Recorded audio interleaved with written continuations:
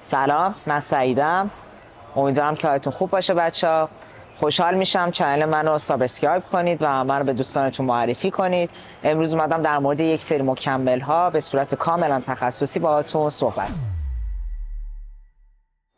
در مورد پروتئین و یک دیدگاهی هست که در واقع روی عضله سازی یک تاثیر خیلی خوبی میذاره، ولی جدیداً به این نتیجه رسیدن که جدا از این که روی عضله سازی خیلی تاثیر مثبتی میذاره، تو دوران کاهش وزن میتونه تاثیرات مثبتی بذاره. چرا؟ چون پروتئین و احساس سیری خیلی خوبی به ما میده. کلا پروتئین ها خاصیتشون اینطوریه.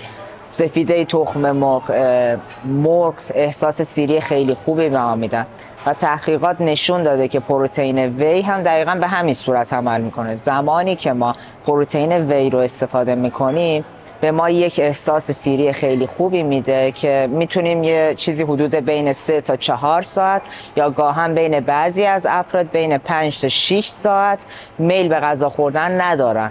پس دقت کنید، علاوه بر این که وی یک مکمل عضله سازه، میتونه تو بحث سیر نگه داشتن ورزشکار و افرادی که هدف کاهش وزن دارن یا حتی کسایی که تو رژیم های سنگین مسابقه‌ای هستن میتونه کمک شایانی کنه. ولی نکته مهمی که باید بهش توجه کنید، پروتئین وی به علاوه عضله سازی و احساس سیری که به ما میده میتونه کمک کنه به کاهش در واقع استرس های عضلانی، التهاب های عضلانی و از همه مهمتر میتونه ریکاوری رو سریعتر کنه.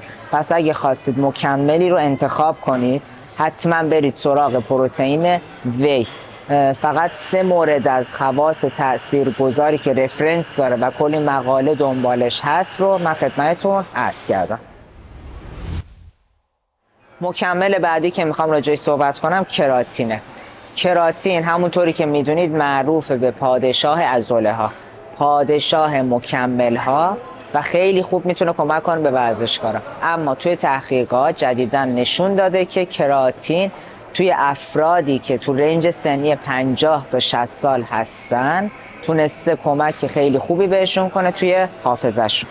کراتین روی سیستم های عصبی بدن و نرون های عصبی رو تحت تاثیر قرار میده و افزایش تمرکز توی سنین بالا میتونه تاثیرات خیلی مثبتی بذاره. کراتین علاوه بر عضله سازی میتونه روی تمرکز ورزشکار، روی افراد کهنسال و همچنین روی در واقع ریکاوری ورزشکاران و افراد میان سال که سن بالایی دارن، روی در واقع افزایش تمرکزشون تاثیرات خیلی مثبتی بذاره. خیلی از ورزشکاران برای افزایش در واقع تامین انرژیشون از کراتین استفاده میکنه.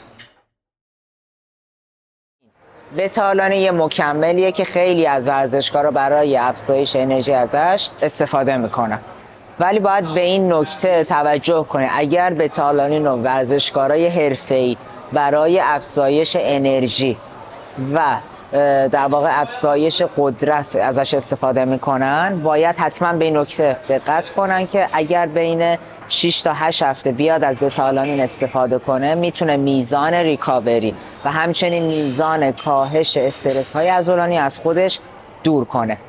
بتالانین جزو مکمل هاییه که علاوه بر افزایش و همچنین قدرت عضلانی و افزایش انرژی میتونه سرعت ریکاوری رو هم افزایش بده.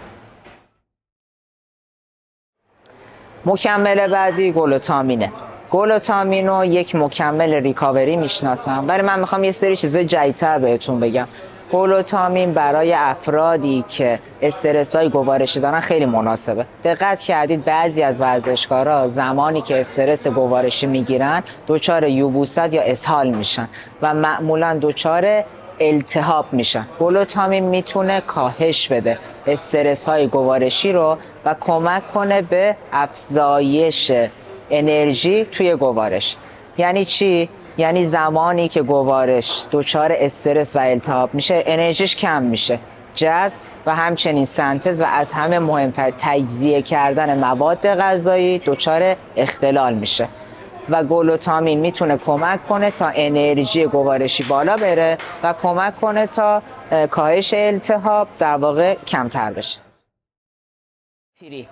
اومگا 3 جزو مکمل هاییه که برای کاهش التهاب، برای افزایش سیستم قلب و عروق، برای افزایش سلامت قلب و عروق تاثیرات خیلی مثبتی داره. ولی من میخوام در مورد امگا 3 یه نکته خیلی خیلی مهمی رو بهتون بگم. امگا 3 علاوه بر این که روی سیستم قلبی و عروق خیلی تاثیر خوبی میذاره، برای کاهش التهابات عضلانی هم خیلی خیلی مهمه. ولی تحقیقات جدیداً نشون داده که میتونه کمک کنه به افزایش ترشح هورمون‌های عضله‌ساز مثل پروژسترون، استروژن و تستوسترون. از امگا 3 غافل نشید. دوز حداکثری 6000 میلی گرم و دوز حداقلیش 500 میلی گرم. مکمل بعدی مولتی ویتامینه. مولتی ویتامین مکملیه که ترکیبی از یک سری ویتامین هست. اسمش روشه، مولتی ویتامین. اما باید خدمتتون عرض کنم که ورزشکارای حرفه‌ای و ورزشکارایی که بالای 1 سال سابقه تمرین دارن، اگر بیان به صورت مجزا از مولتی ویتامین استفاده کنن، خیلی میتونه بهشون کمک کنه. یعنی چی؟ یعنی بیان تمام ویتامین ها رو دونه دونه جدا بگیرن، اما برای افرادی که سابقه تمرینی پایین تری دارن، مولتی ویتامین میتونه براشون یک مکمل خیلی تاثیرگذار باشه برای افزایش سیستم ایمنی بدنشون، برای تامین انرژیشون و از همه مهمتر میتونه بهشون کمک کنه برای افرادی که در واقع هدف افزایش تستوسترون توی بدنشون دارن، چون ترکیب یک سری از ویتامین هاست. مکمل بعدی زینک و منیزیم. زینک یا همون روی توی یک سری از مواد غذایی وجود داره، توی در واقع موز وجود داره، توی یک سری از دانه ها وجود داره. ولی باید به یک نکته توجه کنیم. اگر ما از زینک استفاده میکنیم باید اون دوز و بازه زمانیشو بدونیم، چون باعث میشه که جذب آهن تو بدن ما بیاد پایین. خانوم ها تو مصرف زینک باید خیلی دقت کنن و باید با پزشک یا مربی مشورت کنن. زینک میتونه کمک کنه به سوخت و ساز هورمونی بدن و در کنار یک سری از مکمل‌های دیگه مثل منیزیم، که خود منیزیم جزو مکمل‌هایی است که باعث ریکاوری میشه. ولی یک نکته رو باید تو داخل پرانتز بهتون بگم.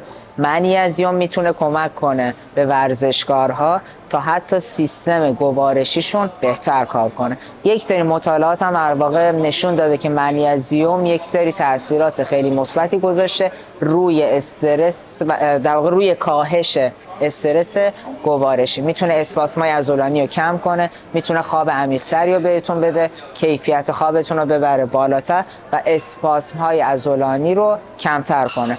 و در کنار زینک میتونه باعث افزایش هورمون‌های رشد بشه. مکمل بعدی پریورکات یا پمپ ها. ترکیب یک سری از مکمل هاست: الارژنین، بتا-آلانین و کافئین و سیترونین مالات و یا حتی گاهن الارژنین هم داخلش داره.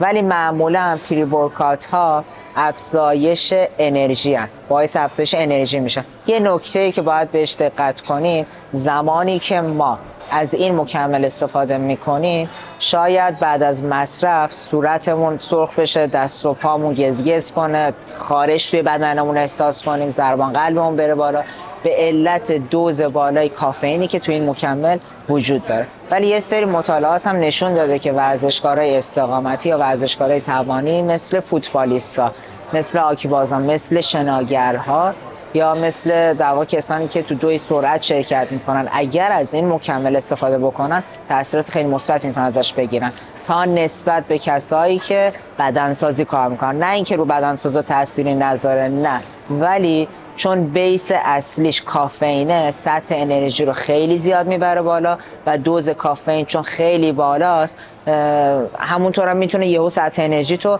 بیاره پایین. به خاطر همین مکملی که برای بعد از تمرین خیلی خوب نیست. این مکمل رو قبل از تمرین استفاده کنید.